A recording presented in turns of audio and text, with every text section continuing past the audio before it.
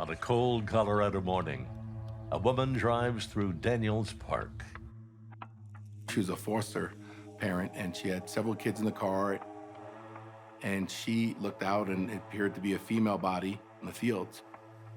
She kept driving, and she saw a road worker pulled over and told him what she saw. And he decided to, get out of there and call law enforcement. Douglas County officers did arrive. The investigators found a younger female, probably at that point late teens, early 20s, lying on her back. You could see that there are two sets of footprints going in and only one set coming out. And they looked like they were like a boot, like a cowboy boot. So we now know that the crime scene occurred here because this person is walking. They're not being carried in and just dropped. Police in nearby Englewood say a 21-year-old woman was reported missing the night before. The Englewood Police Department had taken a missing persons report on January 16th. The person that they took a report on was Helene Przinski. Helene went to high school in Hamilton, Massachusetts, a small town north of Boston. She very much wanted to be part of the school and part of different organizations, very much into drama, very much into the school spirit. She was into poetry, she was into singing, she had a beautiful voice. She was the youngest of 3 children, and her mom and dad, especially her dad, always called her baby. As a college senior in 1979, she picked up and moved again, this time to Colorado, where she interned at a radio station. It was a cold day, and it looked like it was going to snow. Helene came in the news booth and said, "It's starting to snow outside, and I'm a little concerned about my bus ride home." And she said, "Could I leave a little bit early if I need to?" I said, "If you'll wait 15 minutes, I'll give you a ride home." I said, "I'd feel a lot better if you let me take you home." And she thought about it for a minute, and she said, "No, I think I'll just ride the bus." So she left. I left the station that night to go home, which was about 6:15. The phone rang about 8:30 or 9 o'clock, and it was Helene's aunt. And she said, "Helene has not come home yet. Do you know if she went someplace that I'm not aware of?" And I said, "No, she left the station right around 6 o'clock. Said she was going to catch the bus and go straight home." My best friend was a captain, and he said, "We just had a call from Douglas County that they found a body of a young female, and they want you to go out and see if you can identify it." I just knew this had to be her. This was the only reported missing young female. I just sickened my stomach. I didn't want to go to the scene and identify the body, but didn't have any choice. We drove down to the location. I had to get out and walk out into the snowy field. But as soon as I got to the body, I knew it was her. I instantly knew it was her. It was the worst thing I ever had to do, and it's never left my mind. The coroner identified that she had been stabbed 9 times in the back. Cause of death was from loss of blood, and both of her lungs had collapsed. The pathologist was able to confirm that she was sexually assaulted. They were able to find some fluid, some dry fluid, could possibly be saliva or could be semen. So they took samples of it and they preserved it. The way that she was murdered does give an indication that this is a crime of passion. And so that sometimes leads to an individual who might know her. We were told that the brutality of the murder, it was with such rage that there was an opportunity for it to be someone that she knew. It seemed personal. But she's brand new to town. She didn't have friends outside of the radio station. I was contacted by several investigators after the day that Helene was found, and they wanted all the information I could give them about people that worked for me, people in the radio station, anybody she had come in contact with, or if there was anybody I thought that might want to harm her. Her aunt and uncle They were the only people that she had. She had no one else in her sphere of interest other than what she had developed for a very short period of time of 2 weeks at her internship. Unfortunately, nobody panned out. We put out a $10,000 reward for any information. We ran stories on the air asking people to come forward. A lady contacted law enforcement. She had saw a vehicle parked on the side of the road in the location that Helene's body was found. She saw a male suspect that appeared to be kneeling down by the rear of the vehicle and looked toward her, and the hazards were on.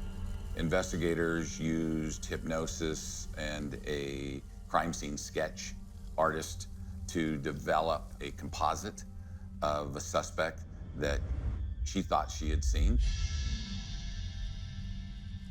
They have a composite of this white male with, thick hair kind of parted to the side with the mustache, but it was aired and nothing ever came of it. I made a promise to her parents that I would not rest until we found out who, why, how, and get the answers for them. Anything new that happened in forensic science, anything new that happened in investigations, she was on top of it. She was searching it. She was trying to find an answer to whoever killed her friend Helene. In 1980, that DNA wasn't useful. But decades later, investigators have new tools that might help identify Helene's killer. We gave them DNA of our suspect to create from that genetic data a family tree. Detectives build the branches of that tree using commercial genealogy sites like Ancestry.com or 23andMe. They simply run DNA from the crime scene through those sites, looking for anyone with even partial DNA matches based on centimorgans. Centimorgans is a unit for measuring DNA. You and I may not be related at all, so there'd be no centimorgans. If you and I were siblings, it would be a very high number. Investigators work on the DNA sample and the genealogy sites for weeks, and they finally get a promising lead. We found who we thought was the mother of the person that did this horrible act in Douglas County.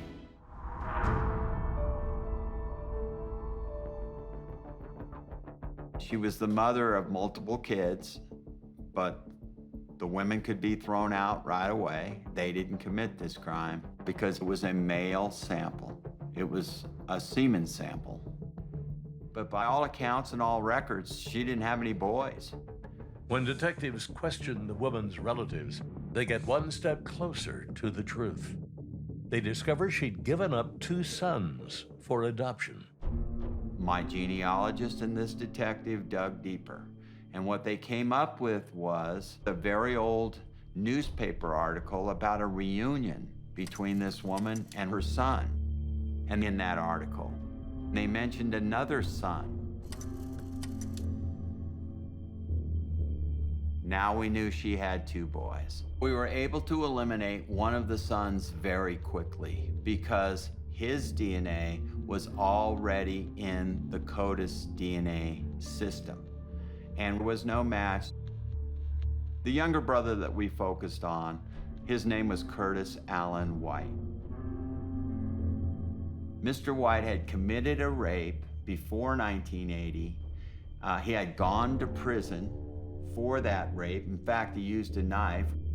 This is long before DNA, so there was no DNA database for him to go into.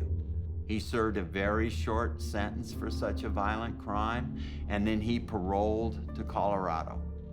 He was out here during the time that Helene came here in 1979, and was out here during the time that Helene would have been murdered. So now we're feeling like, okay, this could be our guy. We check his fingerprints, and they come back to a guy named James Curtis Clanton down in Florida. So detectives follow up on that, and James Curtis Clanton is arrested in 1998 for domestic violence. And once they send the booking photo to us, When it was compared to the composite drawing that was given to us by a lady under hypnosis in 1980, were almost identical. We talked about how I don't really care about stolen cars from 1980 in Colorado, but we do care about a young woman in Colorado in 1980.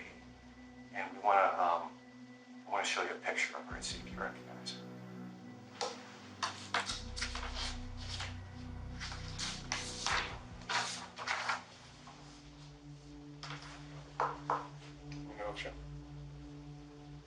I think I want to turn now.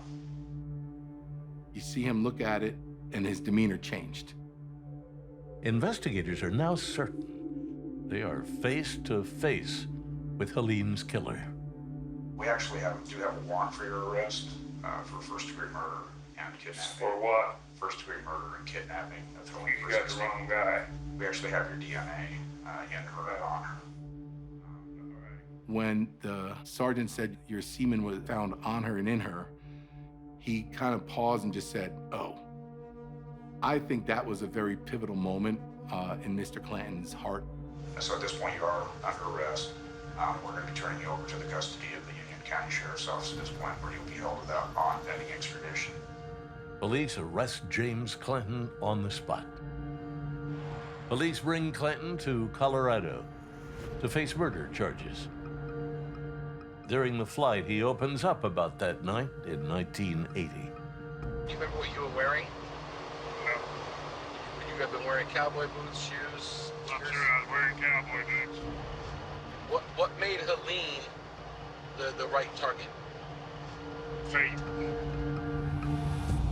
He said he saw Helene stand up to get off the bus. He made a U-turn, and as she's crossing the street, he shows her the knife. She says, "I see it." He walks over, puts his arm around her and says, "Come with me," and ties her hands behind her back with the strap from her purse. She didn't tell me about herself. She asked me what I was doing, and I told her that I was kidnapping her for money, and she said, "Well, my parents don't have any money," and stuff like that. I didn't tell her what I was really doing until we got in that, which... We just talked about in 6 hours on a plane, I mean, anything and everything, and there was nothing that was off limits. And, one thing that we asked several times was, did you commit any other crimes? And did you commit any other sex assaults or rapes or murders or anything? And he was adamant that he didn't. He had in his mind that he was going to grab a girl and he was going to kidnap her and rape her. That was his plan. It was a relief, but there's never closure on something that's so heinous like this. James Clanton pleads guilty in a Colorado courtroom. 63-year-old Clanton is sentenced to life in prison. He will be eligible for parole after 20 years. It's the summer of 1974. John Wilson is 11 years old. His sister Elizabeth, 13. So I went out into the middle of the parking lot and I heard my name. She called out my name, John. I turned around and looked and she was running my way. John Wilson runs through the parking lot, ducks around the corner of a local high school, and waits for his sister. I was gonna jump out and scare her and try to make a last-minute deal with her, not to tell Mom and Dad. And she never came by. Never came by. With no sign of Liz, John runs the 4 blocks home and waits. The minutes turn into hours, and still Liz is a no-show.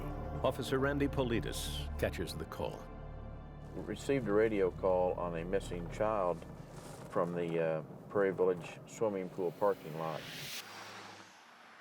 Politis and a team of officers hit the streets. Responded to the area and conducted a neighborhood canvass of all these homes and went door to door to see if anyone had seen the little girl. After 5 hours, the search turns up no trace of Elizabeth and no reports of anyone or anything suspicious. Elizabeth Wilson was last seen alive running past a local high school. With nowhere else to turn, detectives returned to the school, and the only man working there at the time, a janitor named John Henry Horton. He's a person of extreme interest at the time, given the extensive amount of door-to-door canvass and investigation that was being conducted, and no one else had seen any other person in the area, and he had the job to put him right there where she was last seen. Horton's time card shows he punched out for a dinner break at 8 p.m. and didn't return until almost 11. He clocked out about 20 minutes after Liz Wilson is last seen. Well, that was the first serious red flag of the investigation, was the fact that he had not returned during that window of her disappearance. According to the overnight janitor, when Horton returned to work, he was shirtless and had fresh scratches on his back and arms. When detectives questioned Horton about his absence from work, he claims he went out to buy dinner and had some car trouble. His story is that his car broke down at a Milgram's grocery parking lot on 75th Street. We interviewed the employee there at the Milgram's, and this particular employee said there was nobody in that parking lot during that period of time. Horton's shaky alibi raises enough suspicion to merit a search warrant. When detectives pop the trunk on Horton's car, they get an eyeful. They pulled a lot of stuff out of the trunk of his car that was very questionable: sulfuric acid, chloroform, ether, butcher knife, some bags, and it just wasn't right, obviously. We all know in police work that chloroform in a rag, you put it over someone's face, you can render them incapacitated very quickly.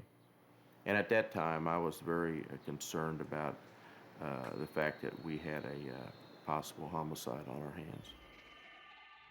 Horton tells police he stole the chloroform to get high, and the knife was a gift for his wife. Agents don't buy a word of his story. They have Horton pegged as a liar and a murderer. It's a theory that gets a boost when police talk to Beth Reichmeyer, a 15-year-old who describes an encounter she had with Horton on the same night Elizabeth disappeared. I had been over playing tennis at Prairie Village Pool, and I was walking home, and on my way, a gentleman stopped me. He's standing right here. He wanted me to stand on his shoulders to help him turn off the water. He said he'd been watering the trees, and he needs me to stand on his shoulders to help him turn off the water. And that just didn't sound right to me. Beth says she refused to help and walked on. It was like yesterday. When FBI agents revisit the school, they discover the water spigot is just 6 inches off the ground and suspect Horton was using that ruse to lure Beth into the school. In the weeks and months that follow, detectives pound the pavement, trying to forge a similar link between Horton and Liz Wilson.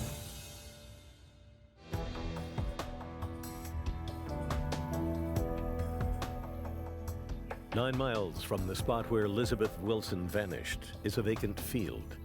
On January 7th, a construction worker named Fred Kipp surveys the land and turns up a skull. Agents recover the skull and some bones, but nothing further in the way of usable evidence. Dental records confirm the remains belong to 13-year-old Elizabeth Wilson. After 6 months, a family's worst fears become a reality. Cold case detectives begin the process of tracking down and re-interviewing witnesses. Well, first I found a note on my door, and so I called them, and they said they're going to reopen the case. In 1974, Beth Reichmeyer was just 15 years old when she told police that Horton approached her near the high school on the same night Liz disappeared. Now detectives return to Reichmeyer and ask her if she might have also seen Liz's brother John Wilson that night. It was Horton first, and then as I got up around the front of the school, that's when John Wilson went running by. We were up towards the front of the doors, and he was out near the pillars. Reichmeyer's statements put Horton that much closer to Liz Wilson and the time she disappeared. Captain Dan Meyer is a specialist in forensic mapping and lays out a timeline for cold case detectives. Based on the evidence provided to me, I know that Beth is talking to John Horton and identifies the time of that encounter at 7:20 p.m. I then calculated the time that it would have taken them to reach the front door, and I know that Beth arrives at the front door of the school at 7:22. It's during that time that she sees young John Wilson run by her location. Based on my calculations, I know that just seconds prior to the 7:22 time, John had turned and saw his sister while she was continuing to run from this location. The final location that he saw his sister was only 175 feet, 13 to 17 seconds away from the location that John Horton was last seen, meaning he was the only one that had the opportunity for the abduction and was in the area at the time. Why? How it happened? Horton agrees to sit down for questioning. For 2 hours, Courts digs. But Horton sticks to his denials and admits to nothing. Cold case detectives believe their case is as good as it's going to get and prepare to take their evidence to the DA. Then, another woman surfaces. Joy tells Agent Wilson that 2 months before Elizabeth disappeared, her neighbor, John Horton, offered to get her high. Krieger at the time was 14 years old. So we were just going to go to the golf course for what I thought was just smoke pot and get high. Walked over to a green, kind of sat down, like a little circle area, and he pulls out this bottle and a rag and kind of says, here, you know, this will get you high. And I went like this, because that's what he told me to do, and I was like, no. And he said, no, go ahead, and I remember him putting his hand back up to mine. Joy inhaled the fumes and quickly blacked out. Sometime later, she woke up in a haze. I couldn't move at all, none whatsoever. But when I came to, it was like a foggy vision.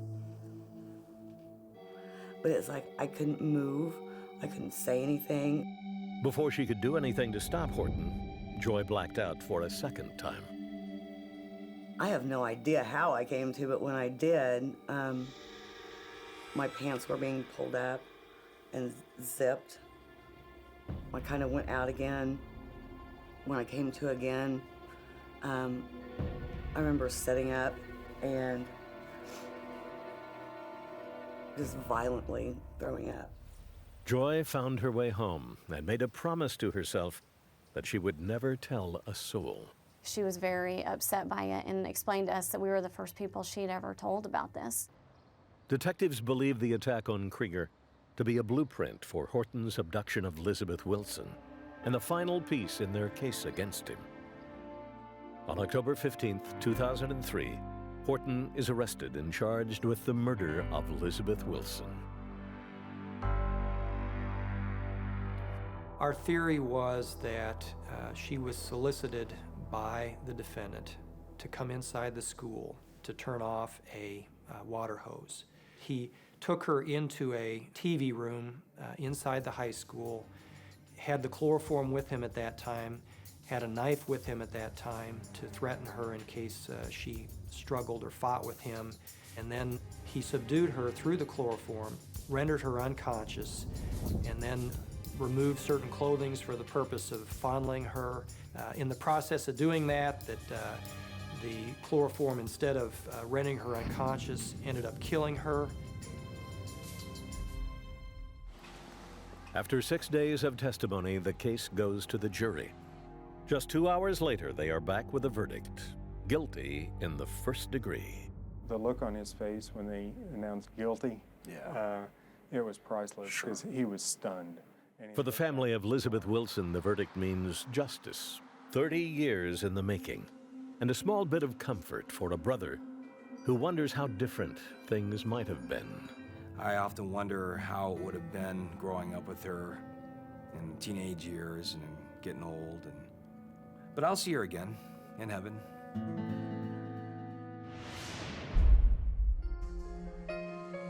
Just a few blocks from the ocean is a little 2-bedroom apartment, the new home for 25-year-old Corey Parker. On the day after Thanksgiving in 1998, one of Corey's co-workers stops by to check on her. She didn't show up, which is definitely not like her. But he went and checked the windows at that point and did go to her bedroom window, and he was able to lift it a little bit. And he saw her foot covered in blood. I was sitting at home on my off day, and I received a call from our dispatch that they needed for me to respond and assist on a homicide scene. I walked in. It was a 2-bedroom apartment. The first bedroom on the right was the victim's bedroom, and as you looked in, you could see a female body laying on the bed kind of scrunched up back in the corner, was totally covered in blood. She had 101 stab wounds. The fatal wounds were in this area. She had one gaping wound on each side of her neck with multiple other stab wounds. At autopsy, the medical examiner discovers that more than half of the wounds were inflicted after death. It's almost like whoever's doing this is playing with the victim.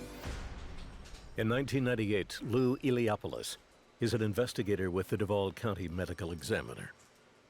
Although no semen is recovered from the body, Iliopoulos believes the postmortem mutilation speaks to a sexual motive. Iliopoulos tells detectives to look for someone with a history of sex crimes, perhaps someone in the neighborhood who knew Corey came home alone late at night. Back at the apartment, Jim Choate searches for trace evidence and finds what appears to be a strand of human hair near the victim's body. Then Choate moves to the suspected point of entry, an open kitchen window. The windowsill, as you go out to the outside, had blood on it, on the outside of the windowsill. And it appeared like there was a small little area of blood in the kitchen cabinet area. The spot on the inside was probably the size of my fingertip, my little fingertip. The outside was just like somebody had actually taken their fingers in blood and just placed them down. Choate scrapes the blood and sends it to the state crime lab. Initial tests indicate that the blood does not belong to Corey Parker. While a full DNA profile is being worked up, detectives hit the streets, looking for someone who wanted Corey Parker dead. We decided to put a poster together and also conduct some news interviews to possibly elicit some information from the public. The posters go up. A media blitz ensues. Shocking new details. And the plan works. A local woman named Julie Sedgwick walks into the office of Assistant State Attorney Angela Corey. I mean, we didn't know if he had done it or not. We just thought we had information that could be pertinent. He is Robert Eric Denny, an ex-dishwasher at the restaurant where Julie Sedgwick worked. In the days after the murder, Denny was often absent, and then suddenly skipped town. The DA's office does a little checking and begins to connect the dots between Robert Denny and Corey Parker. We start learning that he had lived in the apartment directly behind her and had the clearest view because his bedroom looked right down onto Corey's apartment. I don't think you ever overlook the physical evidence. The DA assembles a team of investigators to background Denny. That was one of the initial things that we had for a red flag. They get some of their best information from the suspect's sister. She had kicked him out of her apartment because she woke up at 3 o'clock in the morning and he was standing over her watching her sleep. And she just was creeped out over that. In fact, the team learns that the Denny family is the picture of dysfunction. Trial. She said, yeah, she had another brother that had stabbed a woman to death in Texas at the age of 15. He was serving a life sentence in Texas for that murder. He was a newspaper boy and had gone in to collect money. And as the young lady, and I think she was like 27, as she turned around to get her money, she turned back around and he just started stabbing her for no reasons. I think he stabbed her 106 times, Billy? It was 97 times, and when she went to get her purse to get her money to pay him for the paper money that she owed him, he locked the door behind him and turned and attacked her and killed her.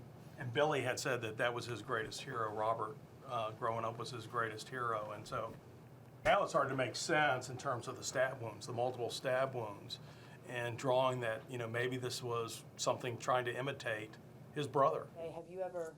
The theory plays well in a police bull session and gets the investigative juices flowing. We agreed that this was a viable suspect, the fact that we had physical evidence for comparison. We needed to make a plan to go after Robert Denny. Denny now lives in a small town in Maryland. Before the Florida detectives book a flight, there's one more thing they need to do. We want to formulate some type of a plan that will allow us to get his DNA without him knowing that he's a suspect in the murder case that we know about him in Jacksonville. The team's plan is ambitious. They make up a story about a fictitious crime spree and bring Denny in for questioning. Secure in the knowledge he is innocent, Denny should be at ease, and police hope willing to provide a sample of his DNA. Robert Denny is given the once-over by detectives, then asked to provide a saliva sample for DNA testing. Well, with that, you could start to see the body language. When they started mentioning DNA, he just started crossing his arms and backing away from the investigator. Denny declines to give a sample for DNA testing. In a parking lot behind a strip mall, cold case detectives watch a 19-year-old murder suspect on a smoke break. He was kind of on edge and stuff like that. He would come out, to the place just behind us, smoking cigarettes and pacing back and forth, looking over his shoulder. The next day, a team of detectives again trails Denny around town. This time, however, the suspect makes a mistake, and the detective's luck takes a turn for the better. We noticed he was very nervous, and one of the investigators in the surveillance van noticed through a pair of binoculars that Robert Denny was spitting on the ground. And in fact, we recorded that he spit 6 or 7 times and noted the location where the spit fell. Everybody was so excited and happy that he made such a blunder that we couldn't wait till he pulled out. It just seems awfully funny that, or not funny, but kind of odd that at the end of the day, for him to come out and do that, it was almost like a godsend. Robert Eric Denny's spit may very well hold the key to a cold case of murder. It is swabbed off the pavement, packaged, and sent to a DNA lab for testing. And basically, I just obtained a full DNA profile that matched Eric Denny for every DNA location that we test for. The blood match is confirmed when hair samples found at the scene are also genetically linked to Denny. Detectives want to arrest the suspect immediately. Assistant State Attorney Angela Corey tells them to wait. I said, "You're not getting a warrant," and they wanted one desperately. And I said, "We're not doing a warrant until you get a denial from Robert Denny." Corey wants a statement from Robert Denny. Ideally, one where he denies knowing Corey Parker or ever being in her apartment. There's one problem: how to get Robert Denny, a young man very much on edge, to open up and talk. We didn't want to scare him. We didn't want Joe Friday to go on his door, knock on his door. The cold case team doesn't want Joe Friday. Instead, they send in a female version of Columbo. Hi, Robert Denny. My name's Katie Kingston. Okay. How to do? This will only take a couple of minutes. I need to run a couple questions by you. Detective Kitty Kingston puts on a wire and knocks on the door of a 2-story house in the suburbs. It's where 19-year-old Robert Denny lives with a 49-year-old woman he met on the internet. I decided that I was going to be a person that was a silly type Southern female who just had little odd and end jobs to do in the detective division. Do you know Corey Parker or ever talk to her? Show picture. That's Corey Parker. No. Did you ever go to her apartment? You never went to her apartment? No. I could hardly contain myself. I was thrilled because I knew that that was going to nail it for us. Kingston's play dumb routine works, as Denny's statement gives him no way to explain away his DNA found inside Corey Parker's apartment. 3 hours after Kingston leaves, police return to the suspect's home, this time with an arrest warrant. Robert, what I'd like to do right now is I'd like to advise you of your constitutional rights, okay? Listen to me. Are you able? Okay, sure. Take Sorry. That's okay. Inside a police squad room, Robert Denny's world begins to crumble. The state's case rests mainly on DNA evidence. Blood in the victim's kitchen matches Robert Denny, as do hairs found on Corey Parker's body. I've been doing murder cases for a long time. I don't see a 17-year-old boy who no witness ever suggested the two of them had exchanged so much as a hi, or how are you, getting up in the middle of the night, going next door and finding unerringly the only unlocked window in the neighbor's apartment, crawling in and stabbing this person 101 times. In the third week of his trial, the defendant takes the stand. Miss Corey, I didn't kill Corey Parker.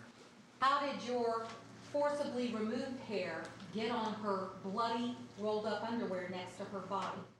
I don't know. Never denied it was his DNA, and on cross-examination, never came up with an explanation for it. His exact words were, "I don't know." In fact, I think I called him Mr. I Don't Know in my closing argument. On April 28th, the jury is sequestered in a conference room to decide Robert Denny's fate. Members of the jury, have you reached a verdict? We, the jury, find the defendant guilty of murder in the first degree as charged in the indictment. We, the jury, further find that the killing was done with premeditation. Robert Denny is sentenced to life in a Florida prison without the possibility of parole.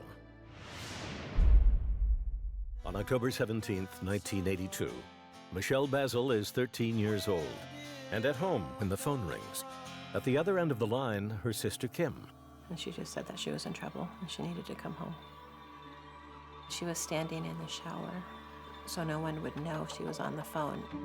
Kim Basil's family has not heard from her for several days before Michelle can question Kim as to why the conversation is cut short. And then someone came in and found out she was on the phone, and they started to violently beat her.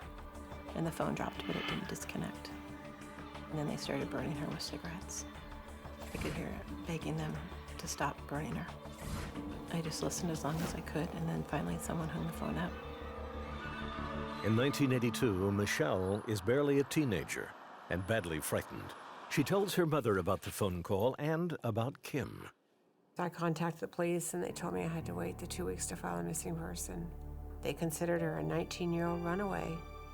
She was an adult until they had something proving that she was gone. It really was very little investigation. Runaway or murder victim, the fact is Kim Basil has disappeared and is still missing a year later, when a local drug sting produces an arrest and then an informant.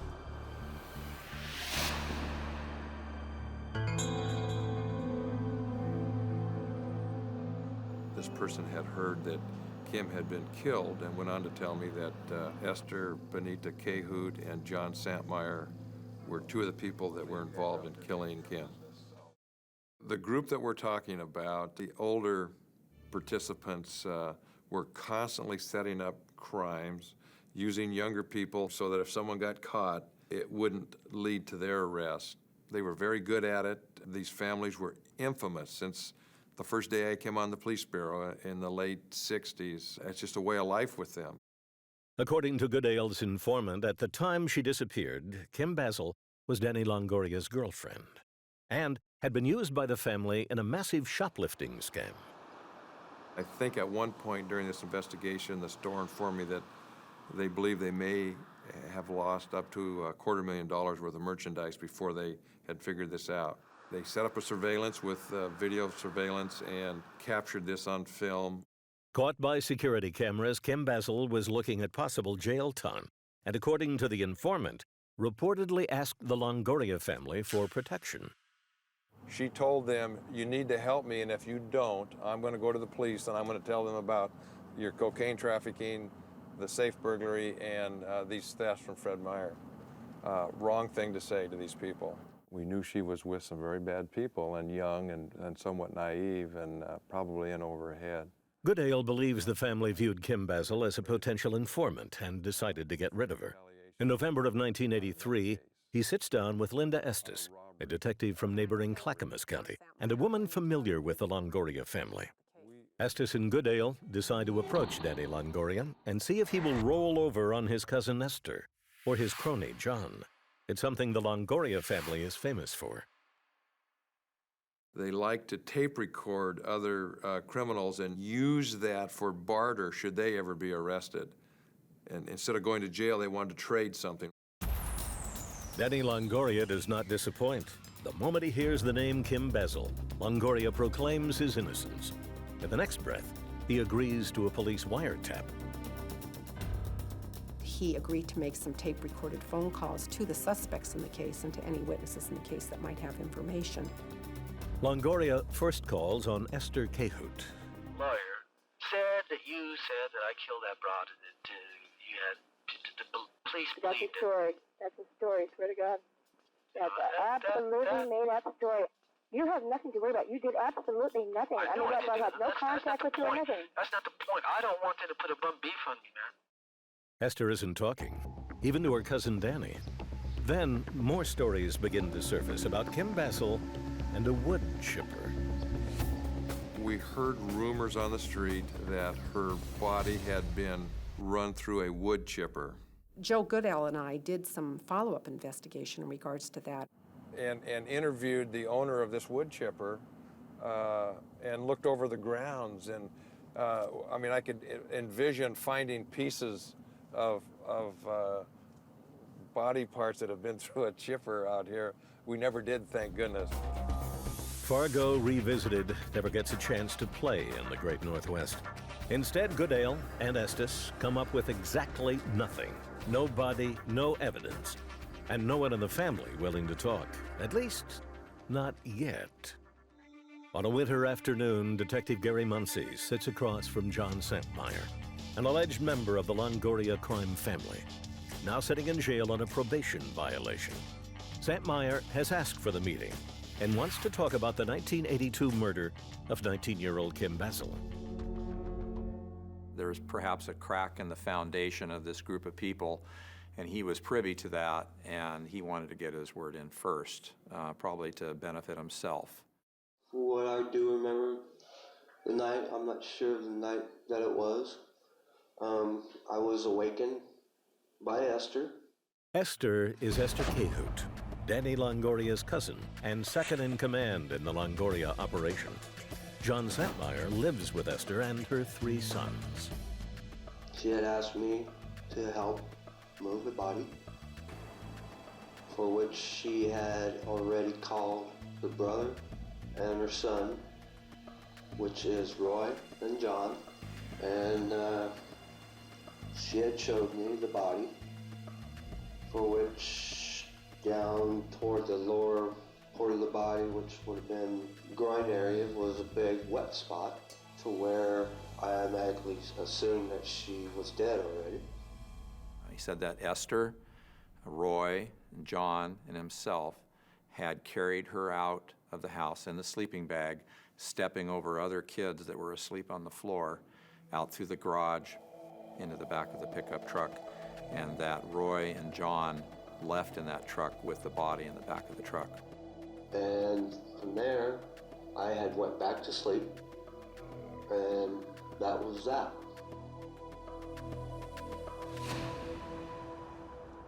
Muncie isn't buying Santmeyer's limited role in the crime, but before he can charge anyone, he'll need more evidence, including a body. 2 weeks later, detectives forge a second crack in the Longoria family. This time, it's Esther Cahoot's nephew, Benny Manaz, who is arrested on a charge of attempted murder and seems more than willing to trade in his aunt for a deal from the DA. When Benny came forward, it really enlightened me a little bit, because what he was telling us was about this property that his aunt owned, and that through the years, he heard rumors of a young girl that was murdered and put in the property somewhere. I heard him talking to somebody on the phone about property up in Friend that my mom and dad was selling. That's how I knew that she was going to be moved up to there. I was the one that dug that hole. Did you dig it for this reason? No. Why'd you dig it? For an outhouse. I thought that it was going to be used for a grave. And Benny drew a map to the location where he believed the body was. The land Benny describes is in a remote area outside Portland. Gates procures a search warrant and heads out, looking for the body of Kim Bezel.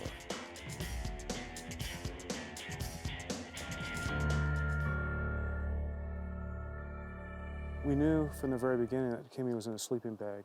And we cut just a corner of the bag and saw what appeared to be a human bone. Dental records prove that the body is that of Kim Basil. It is left to Michael Gates to contact the victim's family and let them know, after 16 years, what happened to Kim. There were several people that we talked to that felt that they would end up the same way as Kimmy did if they talked. When Mike first came up and spoke to me, I was in this mentality to where you're not supposed to talk to police officers, you're not supposed to say nothing no matter what. Frank is a cousin in the Longoria family and just out on bail when Michael Gates approaches him. He asked me if he could talk to his girlfriend and get back to me. I go home and I speak with my wife and we start talking and she tells me to do what he thinks right. And the next day I went back and he wanted to sit down and interview with me. And I taped the interview.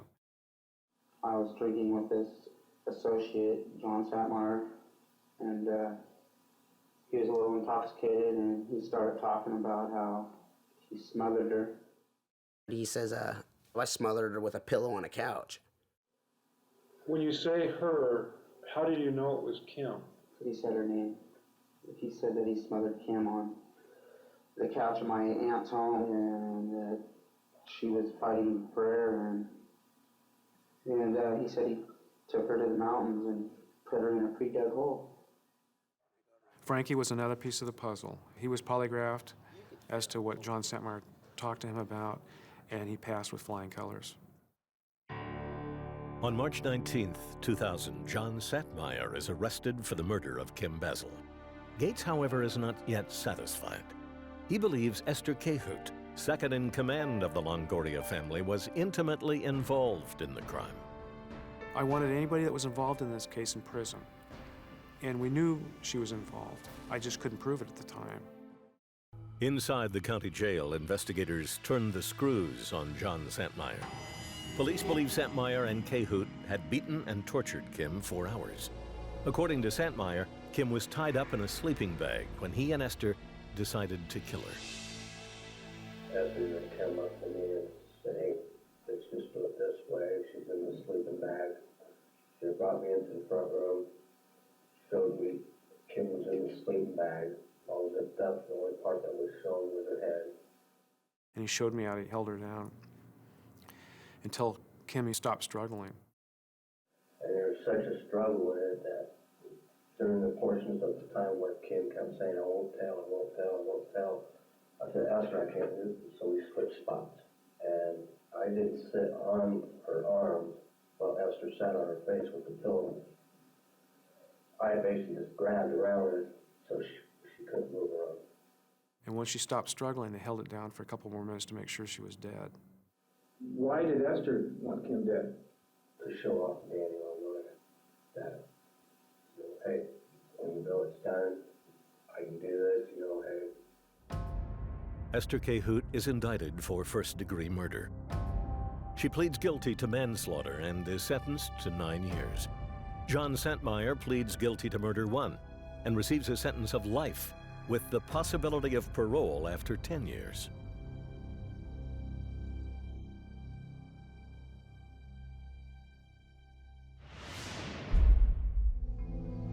Susie Hegemeyer has lived in Upland for 10 years and knows everyone on her block, including her newest neighbor, a senior with cash to burn named Jack Irwin. Susan likes Jack, but becomes concerned when 2 young women named Marcia Johnson and Judy Gellert move in with the old man. And eventually they started calling him Dad. And it didn't take very long for them to infiltrate his lifestyle. One morning he called me over, I was leaving for work, and he said, "I want to tell you something." And I said, "What?" He goes, "Do you know the girls and I are going to be a family, and we all went to an attorney, and I put them on my trust." Irwin has already sold the girls a cabin he owned in Mount Baldy, some 10 miles away. Now it appears the 2 women are in line to inherit everything. 1 week later, he disappears from Upland, and Susan Hegemeyer confronts the girls. Dad took a trip. I said, "What do you mean he took a trip?" he took a trip. He wanted to go to Seattle. And I said, why Seattle? Oh, because he wanted to see the Space Needle. And I said, well, how long is he going to be? Oh, I don't know. Where is he going to stay? I don't know. And I told her, I said, Jack would never do that. It's just not his personality. 2 weeks later, Jack Irwin is still nowhere to be found. Johnson and Gellert now split their time between Jack's home in Upland and his former cabin in Mount Baldy. The girls are the talk of the town up the mountain. Their sudden change in lifestyle does not escape notice. All of a sudden they appear with all these marvelous vehicles. And the blonde one would drive the white Corvette. The brown-haired one had a Jeep. They had the biggest Ford-made SUV, Excursion, yeah. And then they had this bigger motorhome. Within a few weeks, Irwin's friends are ready to go to the police. And I happened to be at a luncheon with the district attorney at that time, Dennis Stout, and I had gotten information that he had just started up an elder abuse unit and had assigned several DA investigators to that unit. DA investigator Maury Weiss is assigned the case. He believes Irwin has met with foul play, but has no body to prove up his theory. With no other leads to follow, Weiss takes a look at Irwin's bank account, which he discovers is emptying rapidly. They had access to his bank account. They went to the bank. They were put on the signature card so they could withdraw money. Shortly after that time, Jack was never seen again. As a trustee on Jack's account, Marcia Johnson has the authority to write and cash checks, almost all of them made out to herself. The money was gone before the end of the year, about $77,000. Weiss believes Johnson to be a con artist and perhaps a killer. It's a feeling that blossoms into outright suspicion when the investigator learns about a fire on Mount Baldy. I was standing with my friend, and she yelled, "Jack's cabin is on fire." Weiss suspects that the fire was set deliberately, not, however, to dispose of Jack Irwin's remains. I thought it was mainly for the insurance money. Marcia had filed a claim for a burglary about a month prior to the fire and got some money that way. And it was just another way to get some more money, I believe. In talking with the insurance investigator, Weiss gleans a juicy bit of gossip, not about the fire, but about Marcia Johnson's personal life. She is suing her former therapist for alleged sexual abuse. She'd indicated that she had a sexual relationship with the therapist. And due to the statements Marcia made in regards to that, is why she ended up filing the suit. If there are skeletons in Marcia Johnson's closet, Weiss figures they might surface in a contentious lawsuit. On August 28, 2002, he obtains depositions from the suit and begins to read. As I started reading through the deposition, I realized that Ms. Martin had indicated under oath that Marcia Johnson admitted to her that she had killed Jack and dismembered his body and spread it around Mount Baldy. According to the therapist's deposition, Marcia told her, "I shot him in the back of the neck." The therapist then said under oath, "I don't know if it was a saw or an axe, but she said she cut him up. She cut him into pieces." That was the first information we had where Marcia had made any comments to anyone that we were aware of regarding the murder of Jack Irwin. The lawyers involved in the civil suit never contacted police, and so a possible confession to murder was buried. Two facts in this case we had to establish. A was this privileged communication between Marcia and a therapist, doctor-patient relationship, or was it between friends or lovers? She said, "Debbie, I did kill Jack," and then the rest is in that deposition. On September 30th, Elvert sits down with the therapist, who is more than willing to talk in detail about Johnson's alleged confession. So I was sitting on the sofa, and she came over to the sofa, and she said something to the effect of, "Debbie, I did kill Jack." And I giggled because I thought she was teasing. I thought she was kidding.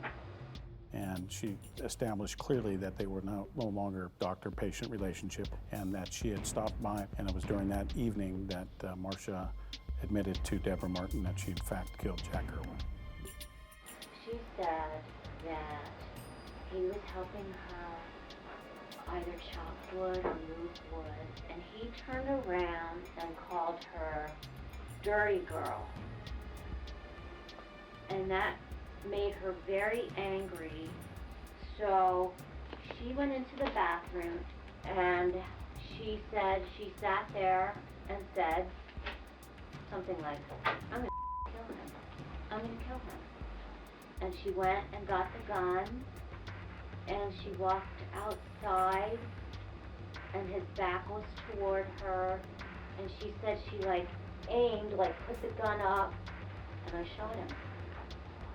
She sawed him into pieces, took his body parts and sawed him into pieces and wrapped him in, and I forget if she said saran wrap or tinfoil, but I believe she said like saran wrap type thing, plastic wrap. That's when Bobby made the comment that he felt a wiretap would be a good way to go with it. The main thing is you cannot be charged with anything by association, Judy. Just because you knew me and I did things does not mean that you are going to get in any kind of trouble. The tone of voice escalated. You could tell the panic was coming on them. They knew at that point that basically the case was made. Marcia and Judy are scared and beginning to make mistakes. Just a few hours after the expedition is confiscated, Marcia puts a call in to her aunt. Hello? Aunt Janie? Yeah, hi, Marcia. Hi, listen. What? Are you okay? No. It's all over. Everything's over. I just want you to do me one favor. Everything's over. What do you mean? I'm turning myself in for killing Jack. Oh, no. It's that they took the expedition. They confiscated that. They already know. They already know. They're building their case. It's over. Judy's been getting dragged through the mud, so I'm going to turn myself in. Oh, no. But you need to be there for Judy because she's going to need all the support she can get. Marcia, we let her stay out for a few days after those initial statements regarding her involvement in the murder, until she went to a motel in El Cajon and decided to hide out there. And at that point, we felt that she might flee, and so we went down and effected an arrest at that point. I don't know. I don't know what happened to me, but I shot him. Shot him in the back of the head. I think it hit him back here somewhere. I know it did, and I'm not a gunsmith or anything like that, but apparently I'm a pretty good shot. I was like, oh my God, what did I do? All of a sudden, I see his hand go up, and there was blood just squirting out. I mean, squirting out. And I was like, oh my God, what did I do? So there was a chainsaw underneath the house, and this is really, really hard. I cut his head off. And then I cut both of his hands off with chainsaw, and then I cut both of his feet off. But when I cut his head off, I didn't realize how heavy a head is. It's really heavy. That's pretty telling. If you experience that, you'll remember that. And she did. I started disposing of his body. You know, I put his torso in one area. And his head, I took it out of the bag and I just watched it roll down his mouth. It was like, oh my God, I can't even believe this. I can't even believe this. The interview wraps up at 4 a.m. with a promise from Marcia to take the detectives to the place on Mount Baldy where she disposed of Jack's body. When morning comes, however, Marcia has had a change of heart. Even without a body, Marcia's confession is enough to bring a charge of first-degree murder, and a trial date is set.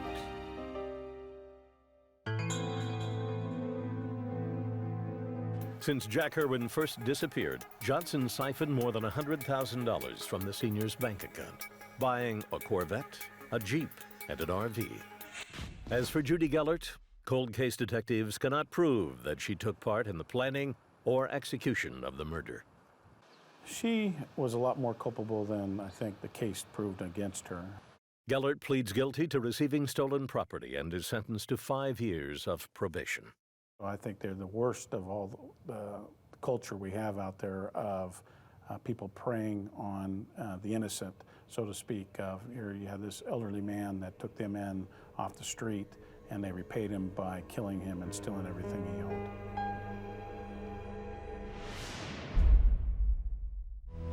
A man had called in on a cell phone stating that his wife and child had fallen off of a cliff.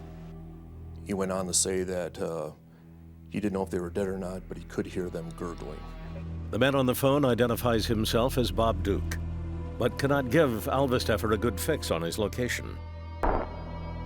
40 minutes later, Alvesteffer finds Duke at the top of a cliff.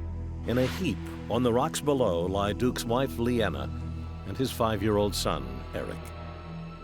Duke tells police the young family had chosen the cliff for their afternoon picnic. His wife and child were out on the point. His child was chasing lizards. He had went back to his vehicle to get something to drink when he heard his wife yell his name. He went out onto the point and found them missing. He looked over the edge and saw the bodies. The top of the cliff is flat and littered with broken rock. At the edge is a drop of more than 100 feet.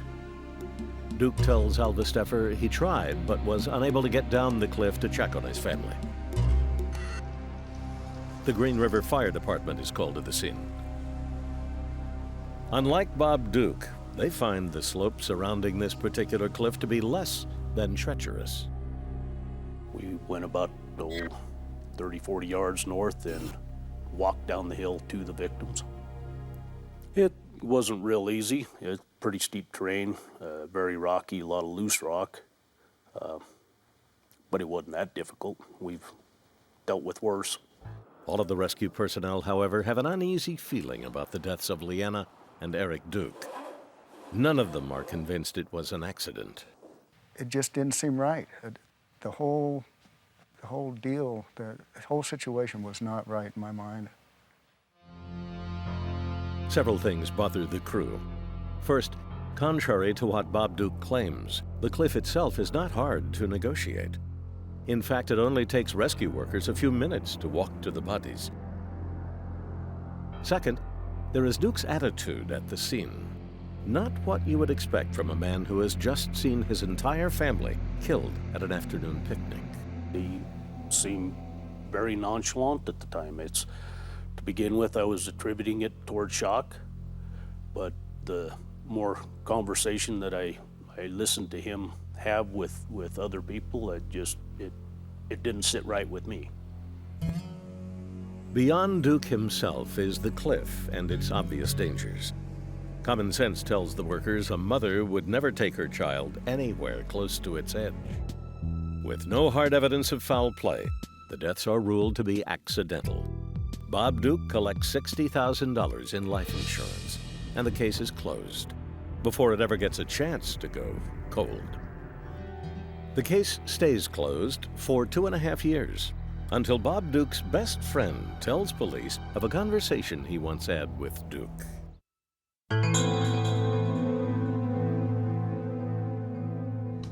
In the fall of 1998, Roger takes a call from his old friend. Bob Duke has a favor to ask. He says, well, I want you to do something for me. I'm like, what are you talking about? He says, well, I want you to kill my parents. And he offered me 20 grand. He goes, I know you need the money, I'm giving you the first offer, the first shot at this. He goes, whether you do it or not, it will be done. Roger should be surprised at Bob's offer, but he isn't. According to Brauberger, Bob Duke asked him to kill his wife and son 2.5 years earlier, in 1996, shortly before they fell to their deaths from a cliff in Wyoming. He said, okay, how much is it going to cost? He goes, I'll give you 20 grand. He goes, I'll leave you 22 out behind the shed. We'll be barbecuing Thursday. Shoot me in the arm, try and miss the bone, shoot my wife and kid in the head and chest, and take out as many neighbor kids as you need to make it not look so isolated. And I told him, this is out of line, it's crazy. And then on the third and final time he offered me money to kill his wife and kid, I told him, you need to do yourself a favor and get a divorce. Because this is just unacceptable. You can't just go around killing people. When Brauberger had first learned about the deaths of Leanna and Eric, he immediately suspected it was no accident. He did not, however, approach police or confront his friend. If I went to the police, it would have been my word against his, and I would have been attacking, verbally attacking someone that just went through a personal tragedy, and he would have known that I suspected that he was behind it. Now, 2.5 years later, Bob Duke is back and wants his parents dead. This time, Brauberger decides he needs to talk with someone. Roger Brauberger calls Mont Meekum, father of an old schoolmate and a lieutenant with the Green River Police Department. Brauberger tells Meekum about Bob Duke's plans for his parents and what Brauberger suspects about Duke's dead wife and child. The thing that probably convinced me the most was his stage of panic. I mean, this was somebody that was in need of some help. And we walked him through the story for probably 2 hours. And anytime someone makes that type of an allegation, your next step is to get proof somehow. Meekum sets up a phone sting and asks Brauberger to push for specifics on how Duke wants his parents killed. By the time they get Duke on the phone, his plans have changed. Now he asks Brauberger only to act as a lookout, while Duke himself shoots his parents in their home. What was the plan then? As far as signal? That's something, I don't know yet. It's going to depend, it might be something like, if the porch light is off, turn it on. Okay. I mean, something simple like that. It isn't going to be loud, just going to wake the neighbors or nothing, is it? No. Okay. Cool. Yeah. The recording puts some substance behind Brauberger's story. Meekum puts in a call to the FBI, which agrees to get involved in the case. Todd Scott is a special agent with the Bureau. Scott doesn't have to dig very far to find a motive for murder. Since 1996, Bob Duke has lived off the insurance money from his wife and son's death. Now that money is gone. If his parents were dead, Bob Duke would stand to receive a fresh infusion of insurance cash. Scott and Meekum agree. The best way to build their case is with more specific admissions from the suspect himself. They set up a second phone sting, with Roger Brauberger now posing as an eager triggerman. Remember when we talked before about the $20,000 for killing your parents? Yeah. Hey, I'm thinking I might want that. Do it. On January 8th, FBI agents burst into a home in Houston, Texas, and arrest Bob Duke for conspiring to kill his parents. 4 months later, he pleads guilty to conspiracy to commit murder and is sentenced to 10 years at a federal penitentiary. 2 potential murders have been prevented, but that still leaves Bob Duke's wife and son. Their deaths, long considered accidents, now appear to be nothing short of murder. Well, I actually didn't think I could make a case, but considering the fact that Mr. Duke was probably lying about what happened at the scene, then we had a homicide. After 16 months of legwork, their case against Bob Duke still lacks any hard forensic edge. It was difficult. You'd always like to have some absolutely indisputable forensic evidence in any court case, and we had almost none.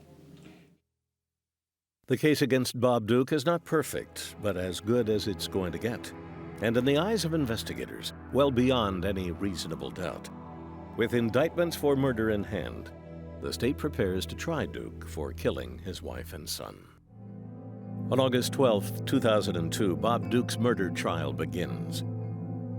The prosecution relies heavily on its star witness, Roger Brauberger, who recounts Duke's request that Brauberger kill his wife and son. The second major element in the state's case, the cliffs of the Flaming Gorge. Any reasonable person who goes out there and looks at this crime scene is going to know that Leanna Duke, on her worst day, would not have allowed her son to get close enough to the edge of this cliff to fall off accidentally. And that's the case, right there. On August 15th, the jury gets into a bus and drives out to the Flaming Gorge. One by one, they peer over the cliffs, down into a field of rocks that served as Leanna and Eric Duke's deathbed. 8 days later, they agree with Harold Moneyhun and return a verdict of murder in the first degree. Bob Duke is sentenced to life in prison for the murder of his wife and son, and the attempts to murder his parents. Detective John Lynch is looking for 3 people. Mother and her 2 teenage daughters who had basically fallen off the face of the earth. 37-year-old Lucy Musino and her daughters Edith and Gabriella were reported missing by a friend the day after Thanksgiving. And this was the last location that they were known to be at. Detective Lynch enters Musino's apartment and finds it empty, except for a few small signs of foul play. And checking the carpet, I noticed a brownish red, which potentially could have been blood. I then noticed around the baseboards, around the door, and the floorboard area, there were what appeared to be blood spatter marks. Detectives saw or noticed a very large red-brown stain. Steve Renteria is a criminalist with the LA County Crime Lab. In the closet, they showed me a stain that pretty much took up the whole area of the interior of the closet. Renteria runs chemical tests on the stain and determines it to be human blood. After that, the detectives pointed out a certain area in this second bedroom. In this area here was the second stain, about 4 inches in diameter. The second stain also tests positive for human blood. Renteria decides to coat the apartment with luminol. We started in this bedroom and we sprayed the entire carpet area. Obviously, the area where there was blood gave a positive result, but then we started noticing a trail or a path about 2 feet wide that came from that blood stain through the doorway, a continuous reaction all the way down the hallway, and it looped around all the way back into the closet where the larger stain was located. My gut feeling is somebody probably bled out and somebody either had died or was near death, but without doing any scientific experiments as far as how much blood volume it would have to take to see that pattern, we weren't really able to say that to the detective, but inside I knew something bad had really happened. We didn't really know if we had their true names. Detective Lynch's missing persons case is beginning to look more and more like homicide, a matter further complicated by the fact that Lucy Musino and her daughters are undocumented aliens. Again, no relatives on Luz's side at all. We found no one that was interested in these people besides their friends. Lynch's only lead is Lucy's live-in boyfriend, Estanislao Gonzalez. At the time of the disappearance, Gonzalez was seen packing up and moving out of the apartment by the building manager. She was real surprised by this because he had signed a year lease for this place, and less than a week later, he's moving out. So she asked him what was going on, and he said, well, we're not getting along, and she's going back to Mexico, and I'm leaving. Detectives are unable to locate Gonzalez. In 1994, forensic technology cannot identify the blood found in the closet. And so the investigation hangs in limbo. You have to prove that a crime has occurred, and we weren't able to show that from the blood that we had at the time and the technology at the time, we could only show that that was human blood. You know, we suspected who it belonged to, but you still have to prove it.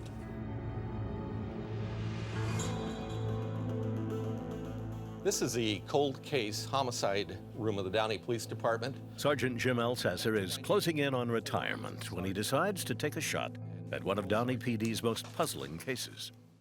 Like many in the department, Elsasser suspects Lucy Musino and her daughters are dead, and that the key to the case lies with Musino's boyfriend, Estanislao Gonzalez. By 1999, DNA technology is advancing rapidly and bringing detectives ever closer to identifying the blood found at the scene of the disappearance. The results we got from bloodstain 1, which was from the closet, and bloodstain 2, which was from the bedroom number 2, told us that the 2 different bloodstains originated from 2 different individuals, that they were related to each other, and that they were from 2 females. The blood of 2 related females, sisters perhaps, or a mother and daughter. The results are consistent with foul play and the disappearance of Lucy Musino and her daughters, but not specific enough to be conclusive. So we wanted to try to identify them, and one way was to locate a relative that could provide us with some DNA through blood or saliva to compare with the blood we found in the apartment.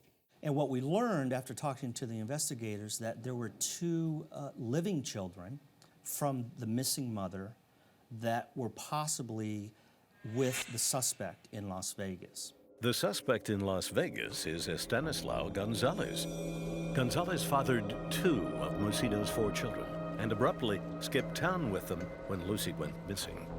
And we told the detectives if they would be able to get a sample from those 2 living children, we would be able to compare the genetic profile from those children to the bloodstains found at the crime scene.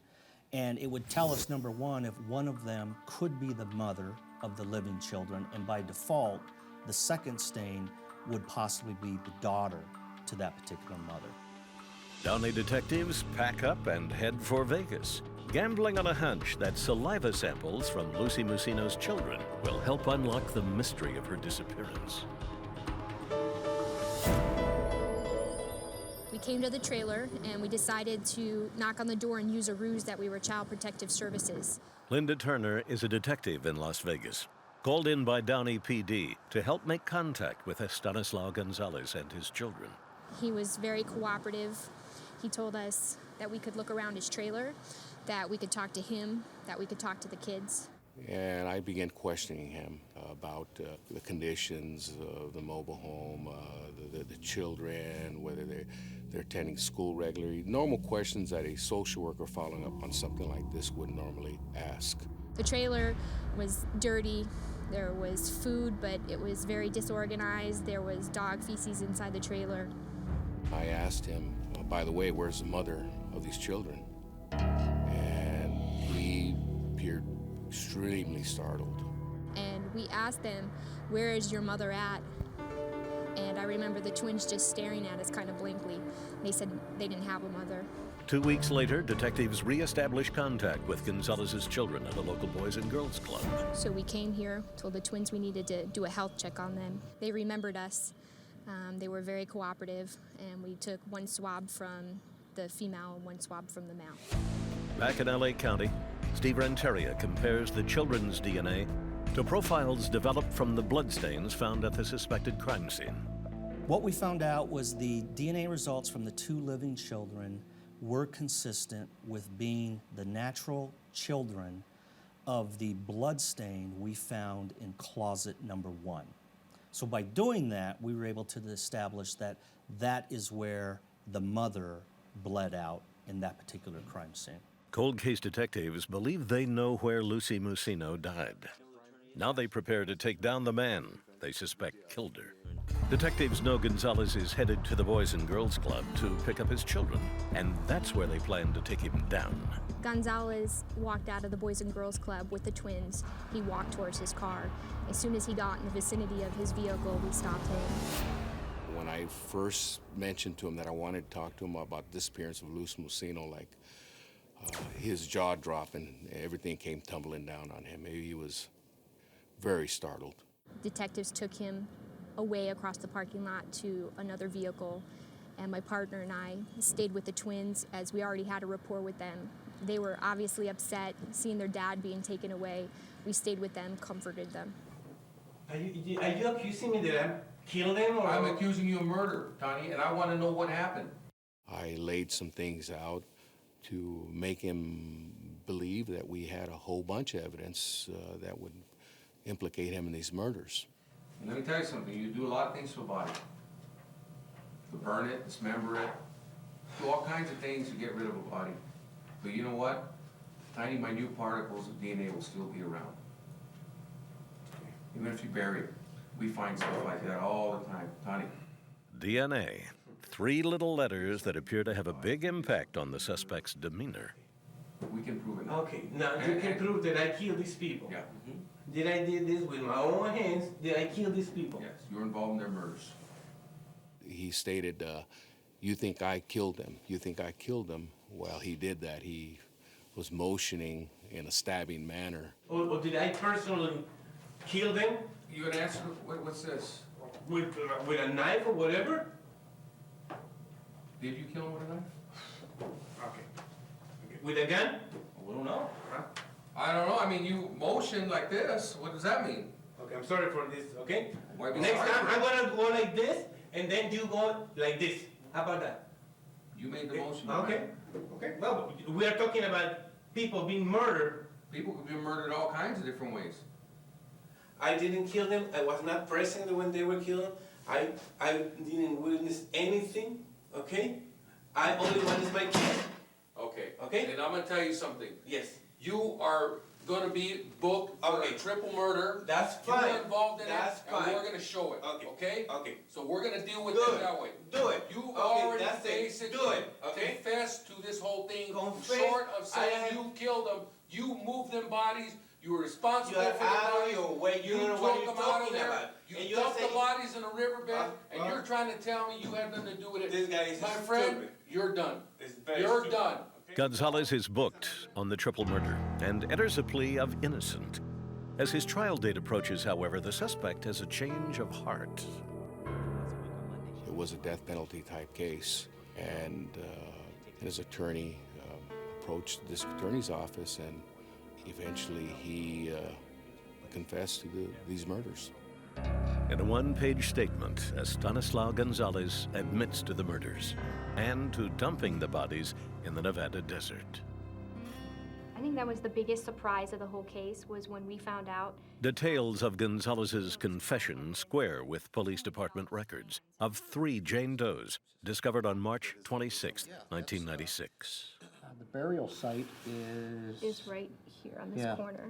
Teeth and bone samples from the 3 Jane Does are tested and confirmed as belonging to Lucy Musino and her 2 daughters, Edith and Gabriela. Lucy Musino's surviving twins are currently living in a foster home in Las Vegas. As for their father, Estanislao Gonzalez, he will be spending the rest of his life in a California prison. In 1992, Christine Perry's life is coming apart at the seams. Her husband, a deacon at the local church, is having an affair with a member of his congregation. Now Phil Perry wants a divorce. I laid down and I couldn't even talk, and he just laid down next to me. There was a quiet resolution. It's over, it's done, it's done.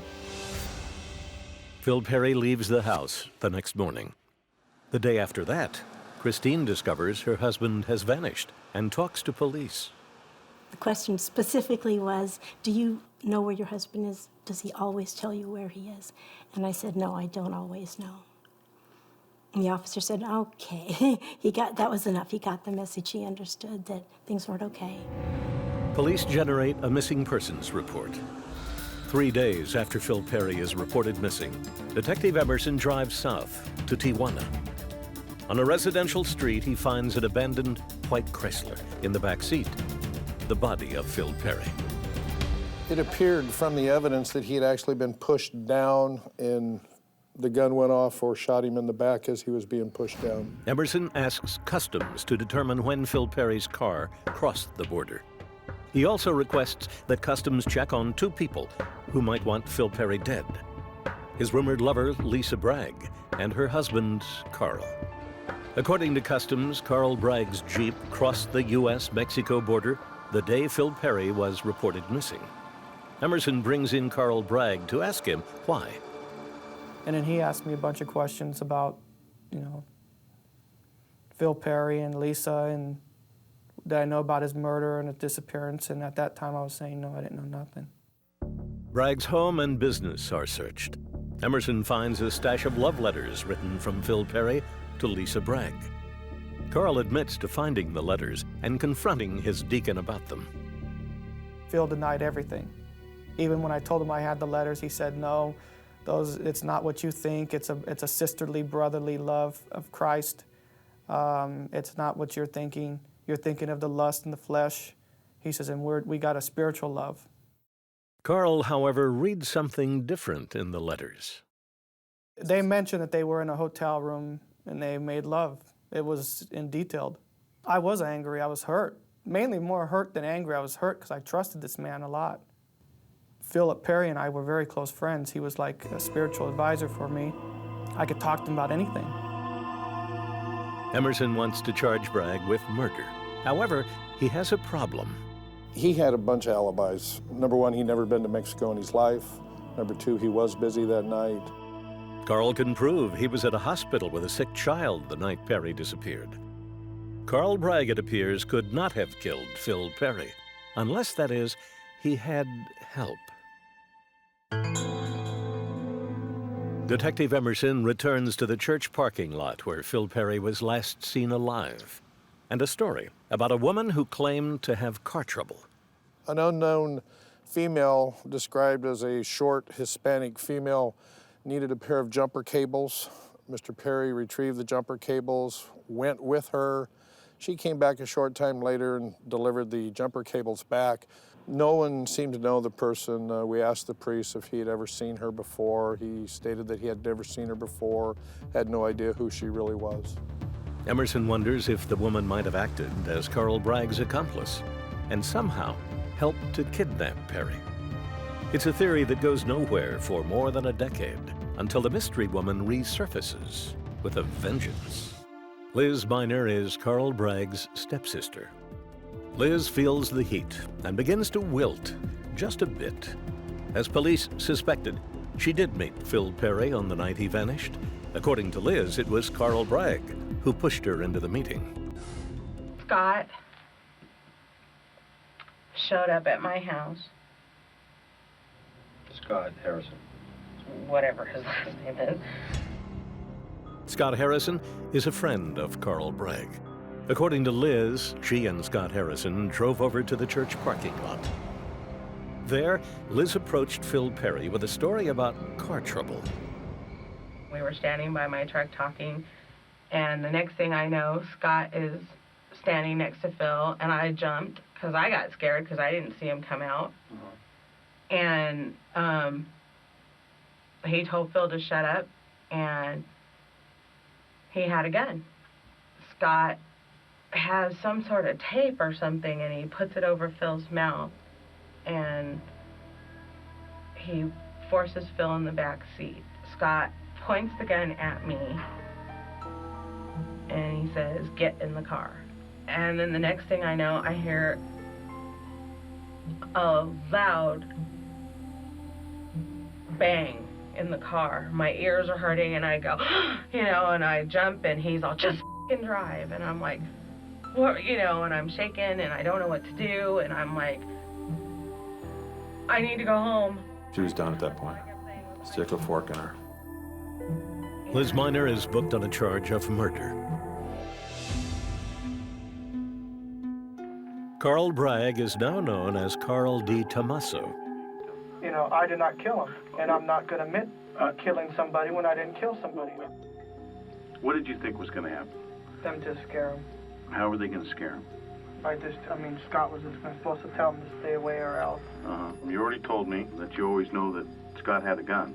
So do you think he was probably going to bring that gun to scare too?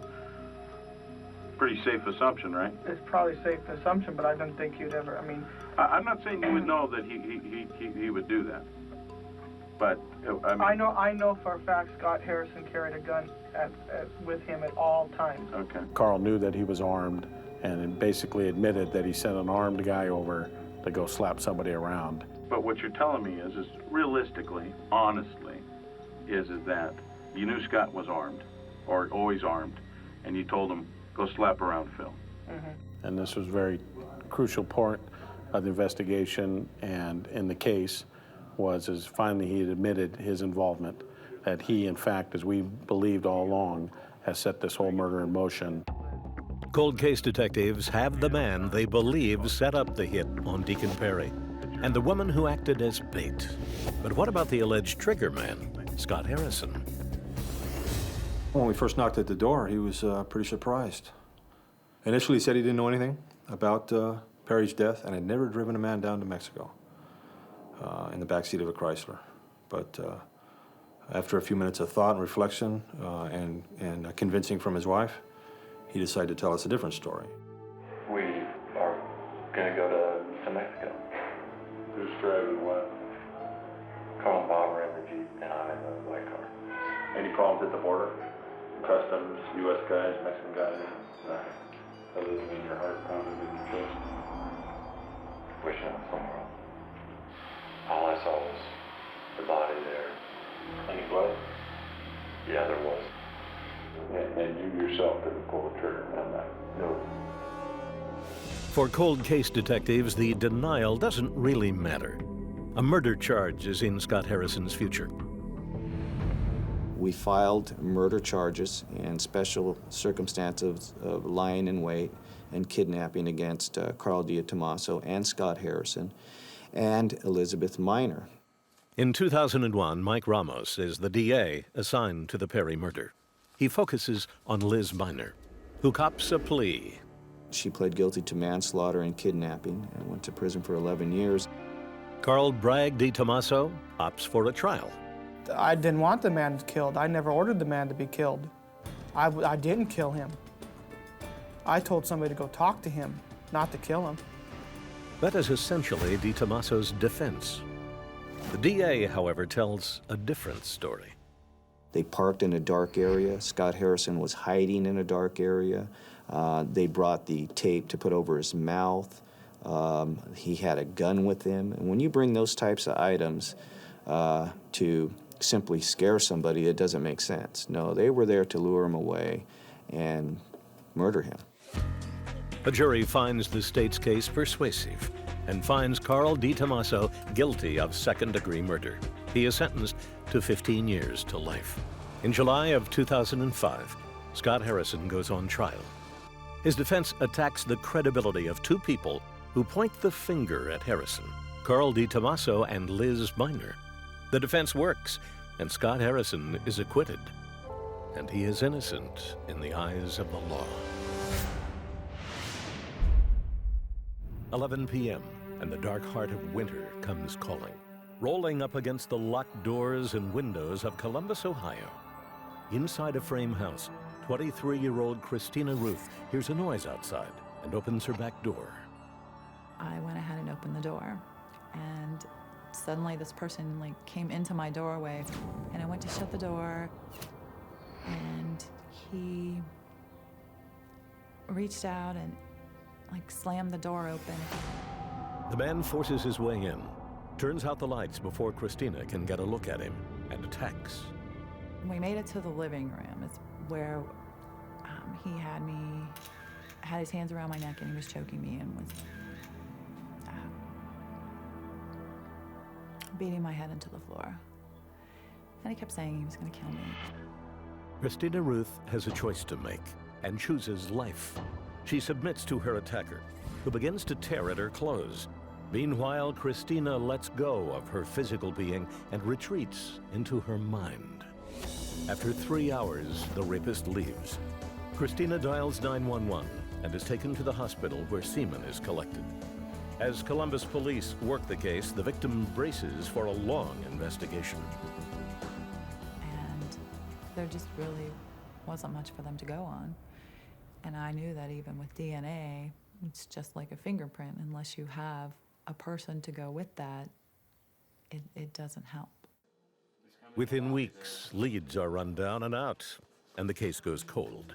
Meanwhile, a predator remains at large, walking the streets of Columbus, selecting the time and place for his next attack. In the 12 months since Christina Ruth's attack, 5 more women have been raped. Each attack centered in the Linden neighborhood of Columbus. Although the rapist tried to hide his face, some of the victims were able to provide the police with the beginnings of a description. Sketches are circulated, and residents warned to be on the lookout for a man now known as the Linden area rapist. Investigators believe their suspect will continue to hunt until he is caught. Investigators, however, are wrong. As in the fall of 1992, the attacks suddenly stopped. After nearly 2 years of terror, the streets of Columbus again grow quiet, and the community begins to relax just a bit. I'm sleeping And then the next thing I felt was someone leaning on the bed. Just after 8 a.m., Yvonne Merle wakes to a stranger in her bed. I was scared, and then he just threw me to my side real quick and told me not to look, and had a knife. And he was real close to me, his face was, and then he had a knife by my throat. 8.5 months pregnant, Yvonne begs for mercy, but finds none. I did tell him, don't hurt. You know, I'm pregnant, please don't hurt the baby. And then he kneeled on the bed and pulled my underwear down, so then at that time I knew what he was gonna do. And I said, please, please, you know, I'm pregnant, you know, but he went ahead. After the assault, the rapist walks out the back door, and Yvonne calls police. Detectives step up the investigation, releasing new sketches and ordering a heavier street presence for police. The Linden area rapist, however, continues to stalk and to hunt. 7 more women are assaulted in their homes, and detectives are still without a suspect. Original detectives had linked cases from 1991 through 1992, and a second set from 1994 and 1995, based on geographical proximity and MO. McKee believes the working theory to be sound and uses science to confirm it. So we took the DNA from the first series and compared it to DNA on the second series, and it was determined that they were both the same suspect. Detective John Weeks worked the original set of crimes and believes the timeline of attacks holds a key to IDing the offender. We kind of came to that conclusion that the number of years that he kept disappearing would be consistent with someone being sent off to be incarcerated somewhere. 1.5 years, 6.5, 7 years. Those are consistent with prison terms. In Ohio, DNA from felony offenders is uploaded into CODIS, a national databank of DNA profiles. If the Linden rapist has in fact been in prison, his DNA should be in the system. In a criminal investigation, however, should be, doesn't always work out. But we weren't getting any hits. It was kind of the situation where everybody was geared up and we were thinking, well, we're going to get a hit out of it, and we didn't. McKee and Weeks are resigned to a strategy of wait and see. Their best chances for solving the case, slim and none. Unless the Linden area rapist decides to rape again. Detective Weeks takes a call on a sexual assault that has the look and feel of the Linden area rapist. When you looked at the offense on paper and you compared the description of the suspects and his characteristics and his behavior and the location he had committed the attack and the method he had entered the home, you felt pretty certain that this was probably this man back again. DNA testing confirms Weeks' suspicions. After 7 years of inactivity, the Linden rapist is back. On a Sunday morning, 20-year-old Diana Cunningham wakes up to find a man on top of her, his hands around her throat. You know, he's telling me to shut up or he'll kill me. And he had told me that if I opened my eyes, he would slit my throat. The man demands money, then makes it clear he is not going to leave the apartment before he rapes Diana Cunningham. When I just kind of realized that this is going to happen, there's nothing I could do to stop it, started crying. At first, he, kept saying, "Shut up, stop crying," that kind of thing. Although later on, when I cried a little bit, he would, wipe my tears away. The man attacks Diana for more than an hour, all the while insisting she keep her eyes shut. There were times when I knew that he could not see my face, that I did open my eyes and try to see anything that I could. Even as she is being raped, Diana Cunningham is collecting evidence, trying to form a mental picture of her attacker for police. During the assault itself, I don't know what he thought I was doing, but I kind of felt around on his head, face, arms, found the scar on his arm, and that was another identifying characteristic. I got the bald spot on the back of his head. She also engages her rapist in an almost constant stream of conversation, a ploy she hopes will save her life. I had actually read a magazine article from another woman who had been raped in her own home, and That was one of the tactics that she had used, and I remembered that. It makes them see you as a person, just any attacker in general. If you can get them talking and open up a little bit about yourself and get them to open up a little bit if it's possible, it just helps them to see you as a human being, and it makes it harder for them to attack you, really. It makes it harder for them to hurt you. Diana's strategy seems to work, as the rapist makes it clear he is not going to kill her. On the other hand, he is also intent on not leaving any kind of forensic evidence behind. Basically, he said, "I'm sorry, but you're gonna have to take a shower." And he watched me wash myself to make sure that I did. And while I was in the shower, wiped my apartment for prints, actually poked his head in the bathroom to let me know that he was leaving, told me to lock the door to keep people like him out. I knew there was a house full of just college students, all guys, across the street, and so I grabbed a knife from my kitchen, went across the street, knocked on the guy's door, told him what happened. They sat with me and let me use their phone to call the police, stayed with me through the whole thing. Columbus police converge on Diana's neighborhood and immediately recognize the work of the Linden area rapist, a man who has eluded authorities for 13 years, a man whose luck is about to run out. Rena Clarkson is a forensic scientist working for the Columbus Police Crime Lab. The first thing she does on Monday mornings is check with a woman who runs the lab's CODIS system. Each weekend, the computer processes any new entries into the databank and compares them against unknown rape profiles. On Monday, June 7th, the administrator finds a red star beside the unknown DNA profile pulled from the Linden rapes, a series of at least 19 attacks stretching over 13 years. This is the 3138 in the convicted offender profile, matching the 3138 in the unknown sample. For Rena Clarkson, the forensic hunt is over. The identity of the Linden rapist seemingly established to a scientific certainty. This match was a match at all 13 loci that we look at, as well as the amylogenin, which is the sex of the sample, which is the best match that you can get. The profile belongs to Robert Patton, a name Detective John Weeks is unfamiliar with. He's a convicted felon. He'd been in prison in 1995. He had entered Ohio prison systems. Upon his release in 2001, Patton was required to provide a saliva sample for DNA testing. Unfortunately, that sample sat in a backlog for 3 years.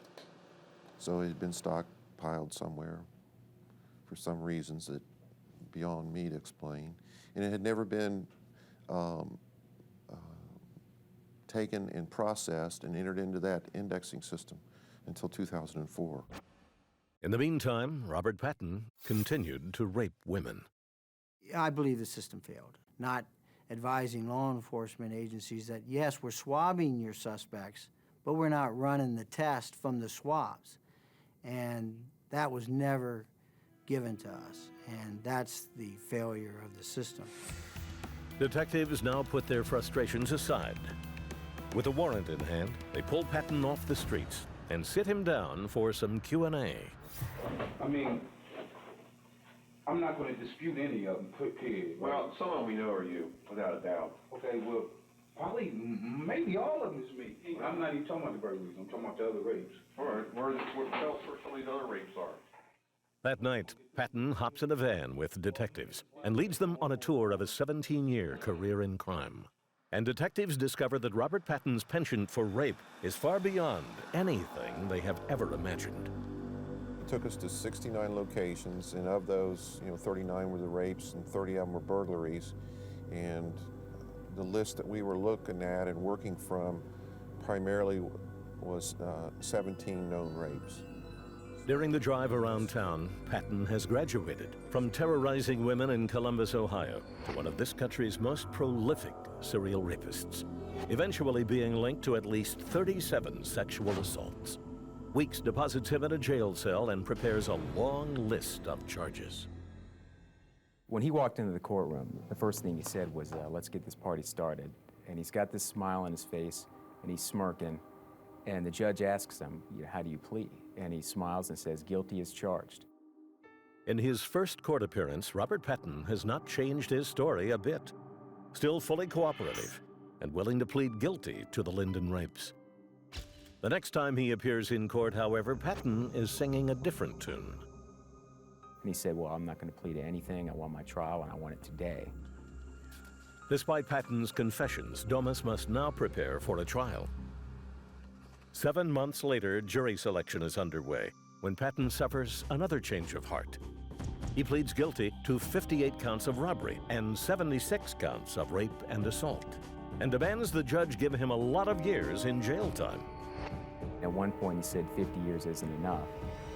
So the judge, after hearing that he wanted more than 50 years, granted his request and gave him 68. I've never had a defendant ask for more time and actually get it from the judge. On March 21st, Don Bennett responds to a call about the body of a young woman lying on top of a grave. The woman has been shot twice in the head. Her face was bloody. Blood had run down the left side of her face and had dried. Beside the blood, dried blood on her face, it was very obvious there was a silk stocking tied very tightly around her neck, like a garrote that she'd probably been strangled with. The fact that her garments were pulled up, exposing her genitalia, would tell you that maybe there might have been an attempt at assault or rape. We didn't know at the time. Next to the body lies a suitcase and a jumble of women's clothes. She just obviously did not just walk in here. She was carried and put in here. Then everything she had with her was obviously put beside her and then covered up and left that way. Bennett goes with the body to the morgue. No semen or other evidence of sexual assault is found. The victim is identified as Jane Mixer, a University of Michigan law student, reported missing the day before. In 1969, murder in Ann Arbor was a rather common commodity, with Jane Mixer, the third young woman found dead near the university.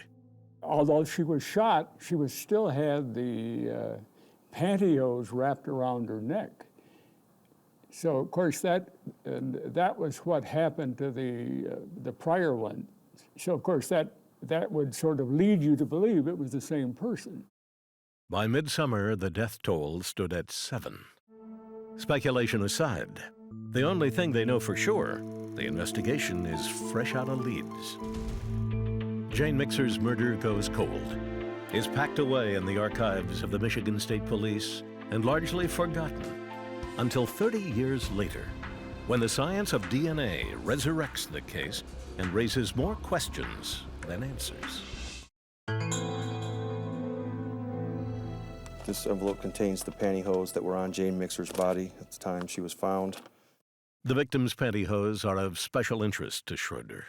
We felt quite strongly that the offender's DNA could have been embedded into the weave of that due to the fact that he had obviously had to pick her up to transport her. Schroeder packs up the pantyhose along with several other items and sends them to the state crime lab in Lansing. We'll use this light source in order to scan the item of evidence and see if anything stands out against the background. There were 4 areas on the nylon pantyhose from Jane Mixer. Visibly, you could see that there was a stain present in the mesh of the nylon. Milligan believes the stains to be sweat or mucus, most likely sloughed off the killer's hands as he carried Mixer's body. Milligan isolates the stains and extracts human DNA. 3 of the stains gave a full profile. They were the same profile, so they had the same types. They indicated the presence of a male donor. Milligan then turns to a second piece of evidence, a spot of blood found on Jane Mixer's hand. Detectives assumed the blood belonged to the victim. DNA testing, however, yields an unexpected result, a second male profile. There was no information other than we had 2 distinct profiles of 2 different male donors associated with the items of evidence that came from Jane Mixer. In November of 2002, the 2 profiles are loaded into the National DNA Database, and run against millions of violent offenders. A year later, one of them hits. I got a 911 page from the lab, so I called down to the lab to find out what was going on. The blood found on Jane Mixer's hand in 1969 has been matched to John David Rulis, a man doing time for murdering his own mother. We thought, well, this is outstanding. We've got someone who's in prison for a violent crime. So, you know, we got all excited about that for about 20 seconds. The excitement fades when Schroeder learns that John David Rulis was born in 1964. It's obvious pretty quick that he was only 4 years old and 8 months at the time Jane Mixer was murdered. Surprised would be somewhat of an understatement, I think. The Mixer case remains a mystery until 8 months later, when Detective Schroeder takes a second call from the DNA lab and identifies another suspect. I don't know that we ever actually sat down and said, this is the guy and this is the day. This was just an opportunity for us to talk. I mean, it was the logical next step. We got to talk to the person who deposited the DNA. Gary Leiterman is front and center in a 35-year-old cold case. Cold case detectives don't want to talk about Leiterman's neighbors. They want to know how his DNA wound up on the pantyhose of a murdered co-ed named Jane Mixer. I may have met this person in a chance encounter, but I don't remember her specifically. I don't remember the face. I can remember having, on one or two occasions, a sexual encounter with women that I met at bars. You know, my biggest thought at that point is Jane Mixer wasn't at a bar. She wasn't out for the night bar hopping. I mean, she had a suitcase full of clothes. She had clothes on a hanger. She was going home to tell her family about her engagement to her fiance. The DNA, where it's at, how it is, directly puts you there. You didn't meet her in a bar. I have nothing to do with this girl and her being killed and left here. I have nothing to do with that. We're basically accusing this man of murdering a 23-year-old girl. We didn't get any type of the normal response that you would expect to see from someone who's being accused of a crime of that nature. Well, you haven't told us how your DNA got there. For some reason, you don't want to talk to us about what occurred. What this interview did for us was tell us that there is no innocent explanation for his DNA to be on her. And I feel like we covered every base we could in this interview. Do what you have to do. Gary Leiterman is arrested and charged with first-degree murder. As the state prepares for trial, however, problems arise. It was certainly frustrating. I mean, we would have liked to have been able to present evidence to the jury to say, you know, here's why John Rulis's blood was on Jane Mixer. Although Rulis was 4 years old at the time Jane Mixer was murdered, DNA testing shows a drop of his blood was found on the victim's hand. Well, it was something that needed to be explained. It was something that needed to be investigated to find out if there was a problem. That was the responsible thing to do. The first possibility, lab contamination. Hiller huddles with his forensic team. We were pretty defensive, I would say. You know, we are so cautious on how we process everything in the laboratory. Jeff Nye learns that evidence from Rulis's own murder case was in the crime lab during the same month that Mixer's evidence was processed. On the surface, anyway, the potential for contamination seems to grow. I was asked to investigate the two cases together to determine if there was any crossing of paths between the two cases in the laboratory. So basically what I would do is come to the file room and grab all of the files associated with each case. The two cases were processed by different analysts at different workstations, nearly a month apart, making cross-contamination, in the state's opinion, highly unlikely. They're stored on opposite sides of the property room, and all the evidence that comes in the laboratory are sealed, so there's no issue there on the fact that they came unsealed and DNA just magically crossed from one side of the room to the other. I have never seen a case that has so much reasonable doubt. After 2 weeks of testimony, the case goes to the jury, which deliberates for 5 hours, then finds Leiterman guilty of murder in the first degree. Steve Keston served on the jury. The main point of disagreement was how to handle the John Rulas blood drop, if it was his. Despite the DNA report, Keston never believed the stain belonged to Rulas. I personally don't think so. I think that that was Jane Mixer's blood. My personal opinion is that there may have been a mix-up in the lab, and that's how that drop of blood was associated with John Rulas. Gary Leiterman is sentenced to a term of life without parole. No explanation, however, has ever surfaced as to how or why John Rulas's blood made its way into the Mixer crime scene.